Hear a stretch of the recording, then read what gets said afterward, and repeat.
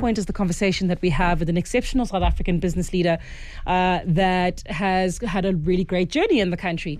But it's not necessarily meant to be, we will speak a bit about their business, but it's more to get an understanding of what leadership really takes and how this kind of success comes across in a country like ours.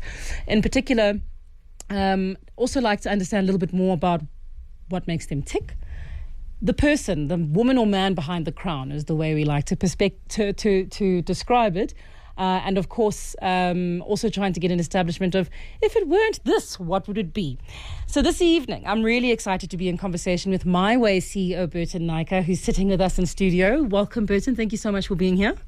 Good evening. Thank you, Refueler. And yeah, it's an honor to be on your show. Thank you. Of course. It's not only an honor for you to be here for me, but also that you're my Mkaya, my home province of KZN. We come from the same province. And, you know, we'll speak about MiWay in a moment and at length. But one of the things that I was really interested in is the journey of your career. You kind of got your way into insurance right at the start of your career, came out of school and went from your banking professionalism into insurance. And there are not a lot of kids, because I grew up in KZN, in my neighborhood that said, sure, I would really, really like to do, you know, legal recoveries. What was the passion that drove you into this in the first place? Yeah, that's an interesting story. You know, I say this to all of the new staff that joined the business. How many of you actually thought in matric that you'd want to work in the insurance industry? And nobody puts their hand up. And then we look at ourselves and we say, hey, but things actually worked out, you know, well. So it wasn't... you know, an idea of mine to get into the financial services space. I always wanted to be an engineer, by the way, electrical engineer. That didn't work out well. Yes. And so, it was really, you know, desperate for employment, and got a job as a bank teller, and then moved into the financial services space because I guess it was comfortable and it was interesting. And then an illustrious career followed. I mean, we'll get into, it doesn't just happen like that, Yep. Although it feels that way at some point in some ways. We were the CEO of Sayas, which was then acquired by Outsurance, Yes. and then grew to be the chief operations officer of Outsurance. Excuse me. Sayas itself feeling much more like a traditional, historic insurance player, and then Outsurance comes through with a bang in the late 90s or mid 90s. How was that shift for you?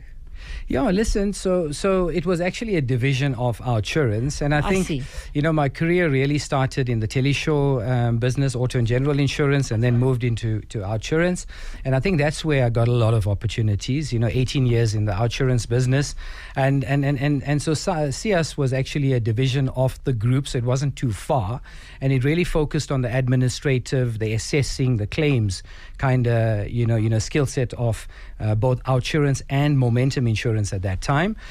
So it wasn't really, you know, too far-fetched. Both are people businesses, and that's my forte, you know, working with people. So I think it was an easy transition back into the Outsurance business, you know, bringing along a lot of the skill set, yeah. All right, so a fresh business, but at the same time, the fundamentals, people, and as in a potential engineer, problem solving is what they always say, right? I wanted to be a chemical engineer, by the way. Oh, wow. No, wouldn't have made it. Well, as you see, I'm here. But problem solvers at the heart of it. Yes. And then make your way to MiWay. Now, MiWay is a young business in South Africa, 16 years old, it recently turned. Tell us a little bit about your journey there and what attracted you. Yeah, listen, I think I had enough of getting something out, so I decided to do it my way. And so that was the reason for the move. But yeah, so I think what attracted me is firstly the growth opportunity. You know, we're all ambitious and aspirational, and there was a good growth opportunity presented. And I thought, you know, wow, it's an incredible business, MiWay, you know, falling under the Santam leadership. And Renee Otto, the founder of MiWay, really did an incredible job in breaking through, you know, the competitive, you know, pressure and, you know, producing a great business that was, you know, really full of people, full of energy, full of, you know, great innovation and ideas. And so that for me attracted me because it was really going from one innovative, one great business to another great business. Yeah, that's the move. On the subject of innovation, the digital sphere is something that's become quite exciting within industry. Tell us a little bit about how it's impacted your strategy at MiWay in particular. Yeah, listen, digitization is something that we can't stay away from. It just brings so much of efficiency and customer convenience and just, improving the way we do things. I mean, there's also, the risk with the cyber stuff that we, all speak about. But I think, in the MiWay business, that is what has really been able to separate the business from a value proposition, in that MiWay is quite innovative when it comes to, digital assets and digital offering, very customer omni-channel experience is what we call it. You can choose to deal with us over the phone, digital, WhatsApp, email, via our app. So I think digital has really enhanced our value proposition, but it's also made us cost efficient and convenient. Yeah. And to the extent that AI gets involved, any proponent of AI will always speak about what you just explained, the efficiencies and the like. But in the insurance game, as I'm sure you know, because you started out in the short-term space, and so you normally be dealing with people in crisis. Yes. There's normally, they almost always believe they're the exception.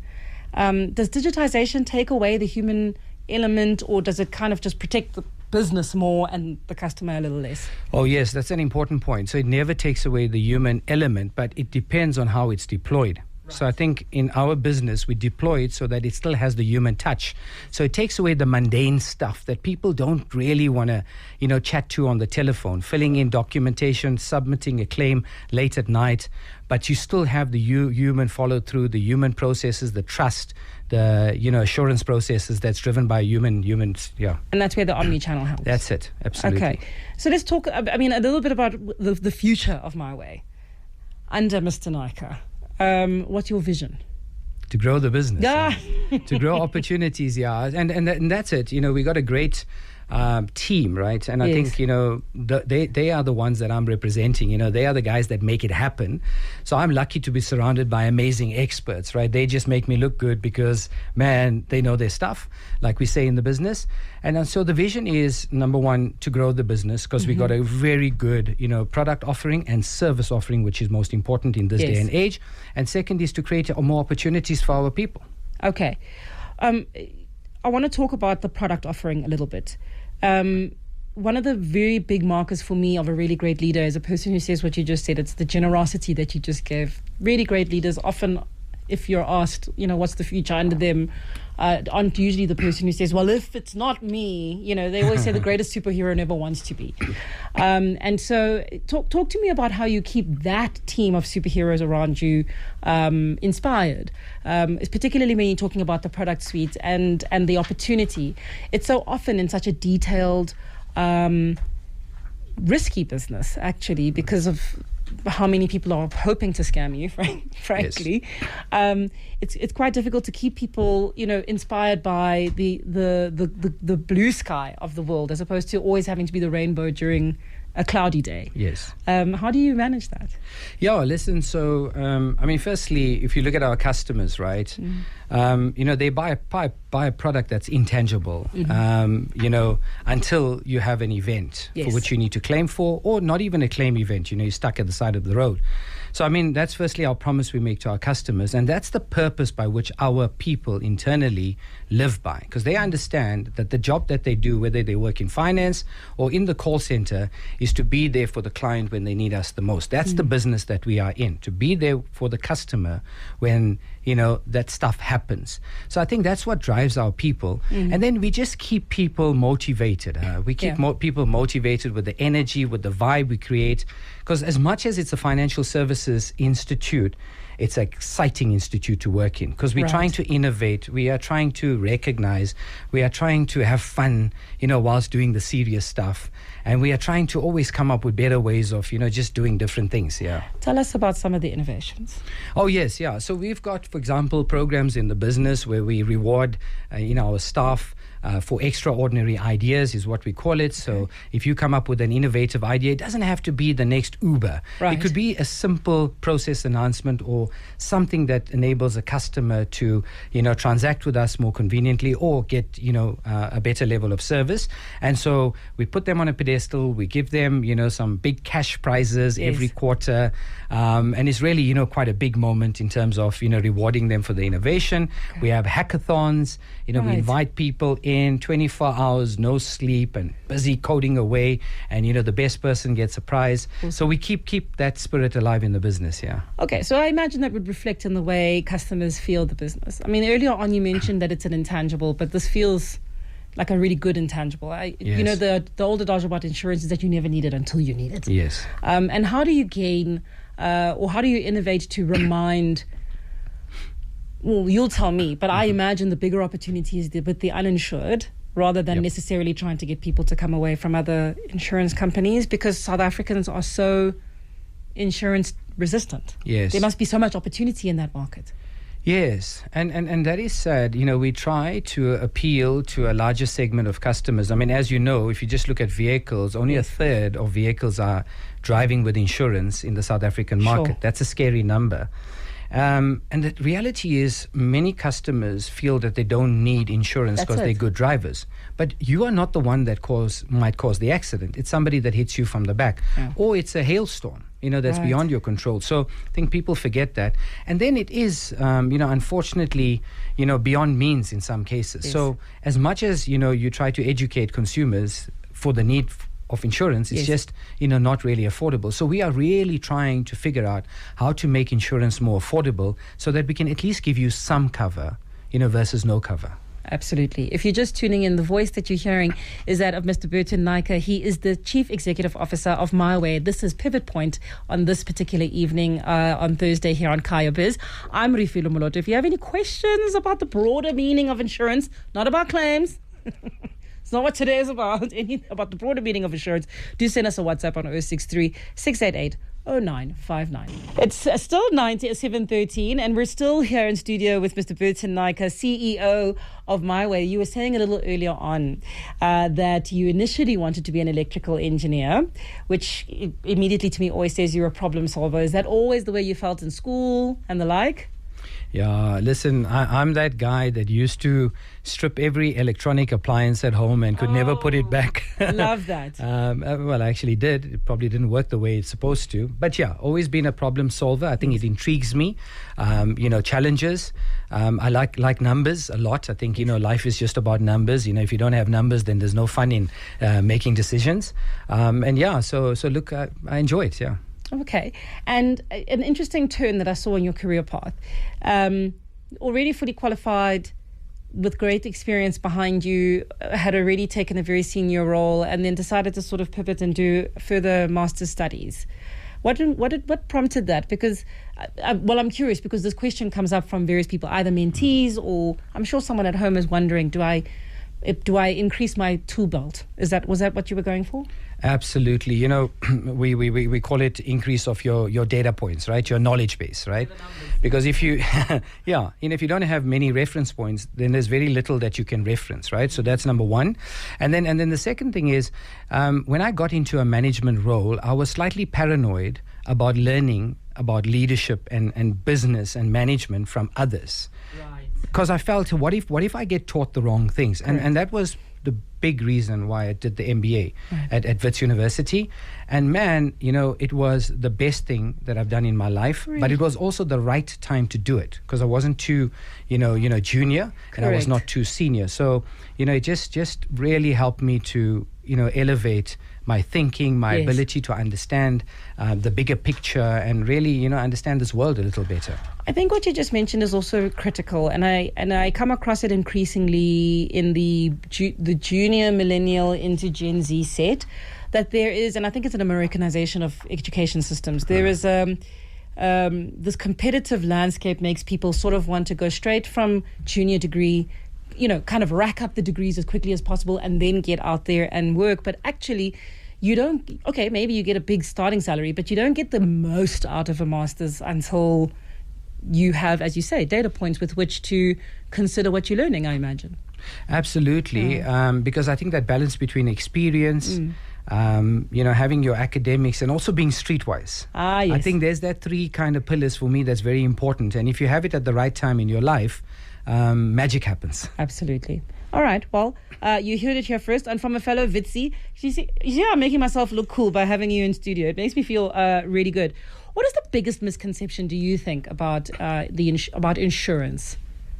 Yeah, I think it being a grudge purchase. Yes. Because, man, we're forced to buy it because my finance company, requires it to release the vehicle. I think that's the misconception in that insurance is not just about claims, right? It's having peace of mind, but it's more than that. It's about many other benefits that's associated with an insurance policy that many customers, don't understand, the need for. Give us some examples. Yeah, so like if you get stuck at the side of the road now, and you ran out of petrol, an insurance company actually comes out and helps you. Are you serious? You lock your keys in your car. An insurance company like MiWay comes out to help you.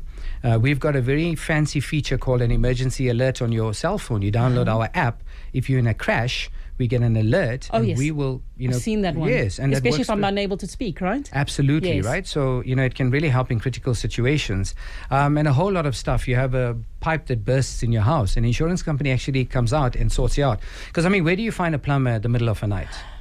Actually, for example. I also think, I'm a person who's very heavily insured in general, but I don't actually always think about the benefits that are in there because as you're right, you think about the accident and maybe you think and getting the other person's particulars and maybe you think about the theft. But yeah, there are a lot of those kinds of perks that a person should be sitting on top of. Yeah, and even if you don't put in a claim, but you want to use a repairer to Correct. get your car touched up, Yes. you contact your insurance company and we've got a host of panel beaters, on our panel, we'll ensure that, we direct you to reputable service providers. That's the thing. So that's all of those benefits, yeah. Oh, and you must call them directly, please, Burton, because when they hear a lady's voice, they want to charge the highest price. So it's better if I can say my guy from MiWay is going to tell you what the comparable comparable prices are exactly. All right, I want to do a quick word play with you. I understand you were an avid sports person. I think. Okay, wrong bio. No, I was. You have 2 children, right? Yes, I do. Okay, great. Yes, that's me. Great. Okay, so quick word play, 2 words. Just choose and give me an answer why. It's very easy. Top of your head. Okay, are you ready? You're ready? Okay. Watch sport or play sport? Play. Why? I'm a very outdoor, very active person. Okay. All right. Springboks or Proteas? Oh, Springboks. Easy? Don't you think the Proteas need love? Oh, that's a trick question. No, it was. It always is. There's no wrong answer. Asia or Africa? Africa. Don't even need to answer that one. Okay, fine. And then my silly one: business or economy? Business. Ah, nice. Okay. Some CEOs always say economy, but I was very curious. Fair enough. All right. Well, I'm very, very excited to have had this conversation with you, Burton, and I'm so glad to know a bit more about you, particularly for your MiWay customers out there. It's always nice to know, as I say, the man behind the crown. And thank you for bringing us into your confidence about how you lead on this evening's Pivot Point. Thank you very much for having me. Of course. It's 19 minutes past 7, and the voice that you just heard of great insight from a key South African leader, MiWay CEO, Burton Naicker, is 20 past 7.